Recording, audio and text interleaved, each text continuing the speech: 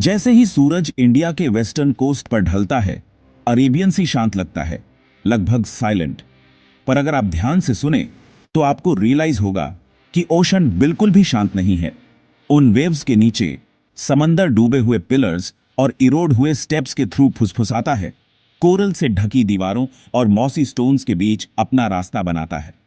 समंदर बात करने की कोशिश कर रहा है, और सदियों में पहली बार मुझे लगता है कि हम फाइनली सुनने के लिए रेडी हैं। कई जनरेशन से द्वारका की लेजेंड साइंस और मिथ के बीच झूलती रही है। कुछ कहते हैं कि यह एंशियंट सिटी पानी के नीचे है, एक खोया हुआ मेट्रोपोलिस जिसे समंदर निगल गया। स्केप्टिक्स आर्ग्यू करते हैं कि यह सब टाइड्स का एक ट्रिक है, कि अंडर वाटर फॉर्मेशंस बस अजीब शेप के रॉक्स हैं। पर राइट एंगल्ड वॉल्स का क्या? यूनिफॉर्म स्टोन स्लैब्स का क्या? उन आर्टिफैक्ट्स का क्या जो डाइवर्स ने सच में सीबेड से निकाले हैं? दूसरी तरफ मरीन आर्कियोलॉजिस्ट्स और वैदिक स्कॉलर्स मानते हैं कि हम किसी बहुत बड़ी चीज के कगार पर हैं। अगर द्वारका रियल है और उतनी ही एंशियंट है जितना अर्ली एस्टिमेट्स सजेस्ट करते हैं, तो इसका मतलब होगा कि मेसोपोटामिया या इजिप्ट से हजारों साल पहले एडवांस्ड सिटीज एग्जिस्ट करती थी। सोचिए, सिविलाइजेशन की हमारी समझ को ही फिर से लिखना पड़ेगा। पर यहां कैच ये है, ओशन अपने सीक्रेट्स को ज्यादा देर तक नहीं छुपाता। टाइडल इरोजन, कोरल ग्रोथ और बढ़ते सी लेवल्स एंशियंट द्वारका के बचे हुए अवशेषों को खा रहे हैं। अगर हम इंतजार करते हैं तो स्टोरी हमेशा के लिए खो सकती है, कुछ ही दशकों में फिर से निगल ली जाएगी।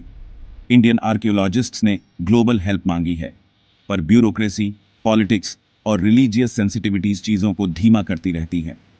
द्वारका सिर्फ एक सिटी नहीं है, ये लाखों लोगों के लिए सैक्रेड ग्राउंड है। इसका मतलब है कि हर डाइव, हर डिस्कवरी, साइंस और फेथ के बीच की लड़ाई है। इस बीच कोस्टल गुजरात के लोग अपनी हिस्ट्री को जिंदा रखते हैं। फिशरमैन बेयड द्वारका के पास पानी में अजीब आवाजों के बारे में बताते हैं। कुछ क्लेम करते हैं कि उन्होंने कुछ रातों को वेव्स के नीचे सुनहरी लाइट्स चमकती देखी है। एक गांव के एल्डर कसम खाते हैं कि उनके दादाजी ने एक बार एक मछली पकड़ी थी जिसके मुंह में एक एनग्रेव्ड स्टोन टाइल थी, जिस पर मिस्टीरियस सिंबल्स बने थे।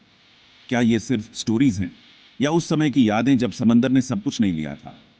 अब हम एक इनक्रेडिबल ट्रुथ के किनारे पर खड़े हैं। एक खोई हुई सिटी नीचे इंतजार कर रही है, फिर से उठने के लिए, पानी से नहीं बल्कि समझ से। पर तभी अगर हम जल्दी मूव करें और सच में सुने कि समंदर क्या कहने की कोशिश कर रहा है। आखिर में यह सिर्फ द्वारका के बारे में नहीं है, यह इस बारे में है कि हम अपने पास्ट का कितना हिस्सा बचाने को तैयार हैं, इससे पहले कि वह हमेशा के लिए चला जाए।